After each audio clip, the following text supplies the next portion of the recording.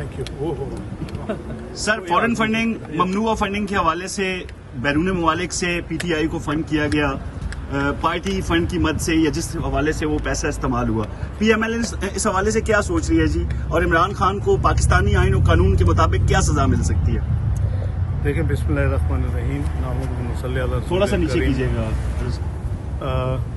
बात यह है कि एक चीज़ तो साबित हो चुकी है कि पॉलिटिकल पार्टीज ऑर्डर 2002 के तहत पीटीआई ने जितने जो फंड्स इकट्ठे किए उसमें से एक बहुत बड़ी रकम जो है वो कानून के खिलाफ इकट्ठी की। उस वक़्त कानून था पॉलिटिकल पार्टीज ऑर्डर 2002 और उसके तहत आप फॉरेन नेशनल से और कंपनीज से आप पैसे नहीं ले सकते। उसकी सारी तफसील आ चुकी है, उसको मैं रिपीट नहीं करूँगा। और वो जो है, अगर ये हो तो फिर इसका पहला जो एक्शन है कि जो इलेक्शन कमीशन है वो ये अनाउंस करेगा, जो कि उसने अनाउंस कर दिया और फैसला अनाउंस कर दिया, साबित हो चुका है, वेरीफाई हो चुका है, सबूत उनके पास मौजूद हैं। कई अकाउंट छुपाए गए, कई बेनामी ट्रांजैक्शंस हुई जो कि मनी लॉन्ड्रिंग, उसके मल्टीपल डायमेंशंस हैं। उसके बाद जो नेक्स्ट स्टेप है कि वो जितने इनके पैसे इनके अकाउंट में पीटीआई में, वो उस पैसे को जब्त कर यानी इलेक्शन कमीशन करेगा और वो अथॉरिटी उसको जब्त कर लेगी। उसके लिए मैंने शो कॉज दिया जो है वो गालिबन इसी वजह से है कि ताकि अगर उन्होंने कुछ कहना तो कह दें और वो फिर उसके बाद वो पैसे जब्त करेंगे इनके।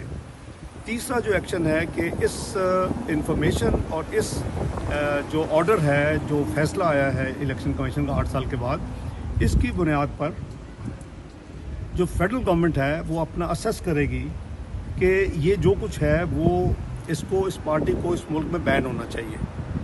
और अगर वो यानी शवाहिद की रोशनी में, इस फैसले की रोशनी में अगर फैसला ना भी हो और शवाहिद हों कि ये कानून की वायलेशन की गई हैं, जो मैंने बताई आपको कि कंपनी से पैसे लेना, दूसरे मुल्क के जो है बाशिंदे उनसे पैसे लेना, जो कि साबित हो चुका है, तो उस सूरत में वो एक गैजेट नोटिफिकेशन करेगी, डिक्लेरेशन होगी कि ये पार्टी जो है ये वर्चुअली बैन होनी चाहिए, बैन करनी चाहिए। अगर जिस दिन भी ये फेडरल गवर्नमेंट ये फैसला करेगी तो उससे 15 दिन के अंदर आपको सुप्रीम कोर्ट में भेजना होगा। वो सारा फेडरल गवर्नमेंट भेजेगी और फिर सुप्रीम कोर्ट उसको इंडिपेंडेंट देख के तो उस पर एंडोर्स करेगा, उसके ऊपर यानी अपनी मोहर सबत करेगा। अब आपने पूछा कि इसके लिए यानी किसके लिए क्या इसके नताइज क्या हैं। सबसे पहले तो ये है कि पार्टी के ऊपर बैन होने का एक तलवार लटकनी शुरू हो गई है और कल काबीना ने मिनिस्ट्री ऑफ लॉ और उनको टास्क दिया है कि आप सारा इस ऑर्डर को देखें, सारे शवाहिद को देखें और अपना फैसला काबीना को रिकमेंडेशन दें। दूसरा इसका जो है कि इमरान खान साहब ने इसमें मिस डिक्लेरेशंस की हैं। जितने वो एक तो अकाउंट छुपाए गए वो मिस डिक्लेरेशन है, एक गलत नामों में पैसे इकट्ठे किए गए, भेजने वाले के कवायद ठीक नहीं है, जहाँ आए वो कोई और हैं, उसे इकट्ठे किए, फिर वो इस्तेमाल कई डोनेशंस चैरिटी के नाम पे भी ली और पॉलिटिकल पर्पस के लिए इस्तेमाल की। उसके अपने बहुत ज़्यादा रिपरकशंस हैं और सज़ाएँ हैं दूसरे मुल्कों में। मतलब यूके का लॉ बड़ा सख्त है, अगर यहाँ कोई भी चाहे पाकिस्तानी या कोई भी यूके नेशनल हो और वो दे डोनेशन चैरिटी के लिए और वो चैरिटी के डोनेशन कहीं और इस्तेमाल हो तो यहाँ बहुत सख्त कॉन्सिक्वेंसेज हैं। तो जहाँ तक इमरान खान साहब का तल्लक है वो फिर वो 62(1)(f यानी उनकी मिस डिक्लेरेशन जो है वो ऑब्वियसली आपको भी नाअहल करती है। और इस वक्त जो है कानून और जो फैसले हुए हैं 3, मियां नवाज शरीफ साहब का, जहांगीर तरीन का और फैसल वाटा का, इन तीनों में उन्होंने यानी लाइफ टाइम उनको डिस्क्वालीफाई किया है। ये अलग बात है, डिबेटेबल है कि लाइफ टाइम होना चाहिए कि नहीं होना चाहिए, आइन खामोश है। तो उसमें भी हम लेजिस्लेशन करेंगे आने वाले वक्तों में। तो मैं अर्ज़ कर रहा हूँ कि ये जो कॉन्सिक्वेंसेज हैं पार्टी के लिए भी बड़े सीरियस हैं। पीटीआई की बात कर रहा हूँ, इमरान खान साहब के अपने लिए भी बहुत सीरियस है।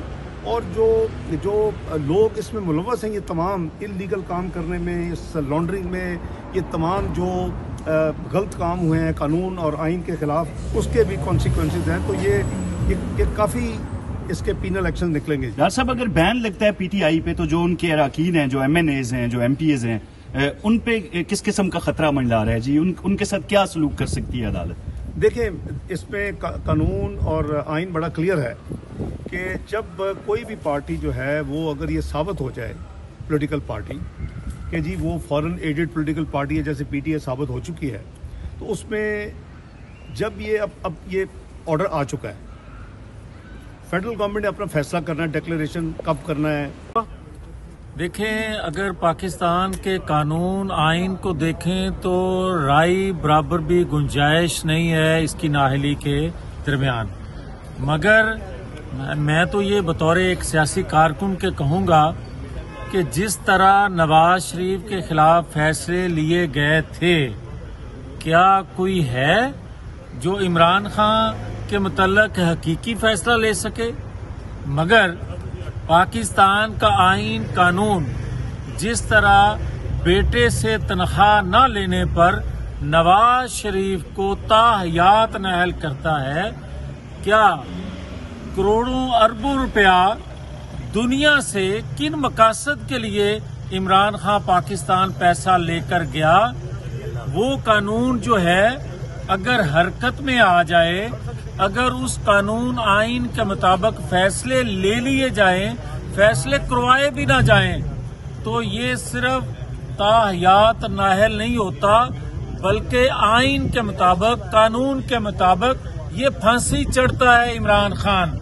और फांसी क्यों चढ़ता है कि पाकिस्तान का आइन इस बात की इजाजत नहीं देता कि पाकिस्तान के मफादात के खिलाफ आप इजराइल से, इंडिया से पैसा लें और उनके मफादात का तहफ़्फ़ुज़ करें। 4 साल जो इमरान खान की हुकूमत रही, क्या पाकिस्तान में करप्शन नहीं बढ़ी?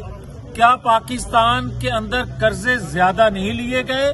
क्या पाकिस्तान की गवर्नेंस, क्या पाकिस्तान की महंगाई, ये वो सारी चीजें हैं जिनको तबाह करने के लिए इमरान खान को फंडिंग की गई थी और उसने उसका हक अदा किया।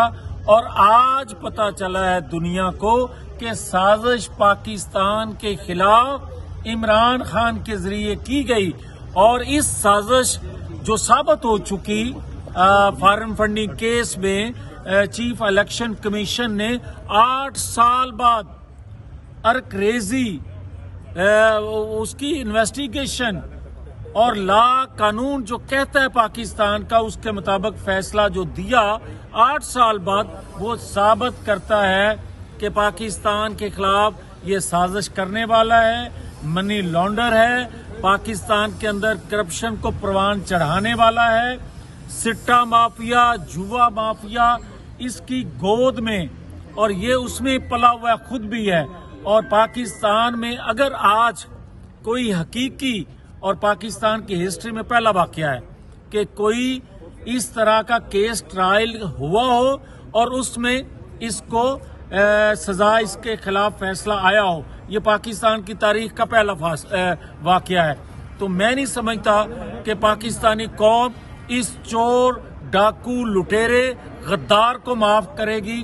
असल चेहरा इसका बेनकाब होने के बाद ये आज पाकिस्तानी कौम का मुजरम है, अदारों का मुजरम है, जो हम किसी तौर पर इसको स्पेयर करके कौमी मुजरम खुद बनेंगे। देखिए, हम लोग जो है वो इंशाल्लाह हुकूमत इसके ऊपर एक रेफरेंस फाइल करेगी सुप्रीम कोर्ट के अंदर, और कौम ये उम्मीद रखती है सुप्रीम कोर्ट से कि जी एक फुल बेंच होगा उसके ऊपर, क्योंकि ये एक बहुत बड़ा मामला है, ये कोई छोटा मामला नहीं है। ये एक ऐसा मामला है जिसके अंदर जो है एक पॉलिटिकल पार्टी उसने फॉरेन फंडिंग ली और उस फंडिंग को लेके फॉरेन एजेंडे को पाकिस्तान के अंदर पूरा करने की कोशिश की, और उसकी वजह से पाकिस्तान की इकॉनमी डीरेल हुई, पाकिस्तान के अंदर तबाह बर्बादी आई। तो हम ये उम्मीद रखते हैं कि सुप्रीम कोर्ट का फुल बेंच जो है उसके सामने ये पटिशन जाएगी और इंशाल्लाह उसके ऊपर जो है वो बहुत जल्द हेयरिंग होगी, और फिर जो तमाम मामलात हैं वो आवाम के सामने आएंगे कि कैसे कैसे कौन कौन से लोगों से, भारतीयों से, इजरायली लॉबी से और पता नहीं किन किन लोगों से पैसे लिए गए और पाकिस्तान के अंदर गवादर के जैसे प्रोजेक्ट को डीरेल किया गया, सीपैक को डीरेल किया गया, पाकिस्तान की इकॉनमी को सैबोटाज किया गया। तो जब ये इतने बड़े बड़े मामलात होंगे तो ज़ाहिर है हमें यकीन है कि इसके ऊपर बहुत जल्द जो है वो एक पटिशन भी फाइल होगी और फुल कोर्ट भी बैठेगी। और ना सिर्फ ये, बल्कि मैं ये भी कहता हूँ पीटीआई के एमएनए और एमपीए से कि उनके पास अभी भी वक्त है कि वो इस्तीफ़ा दे दें पार्टी से भी और अपनी जो असेंबली की रुकनियत है उससे भी, वरना अगर फैसला इनके खिलाफ आया तो वो 4 साल के लिए नाअहल होंगे।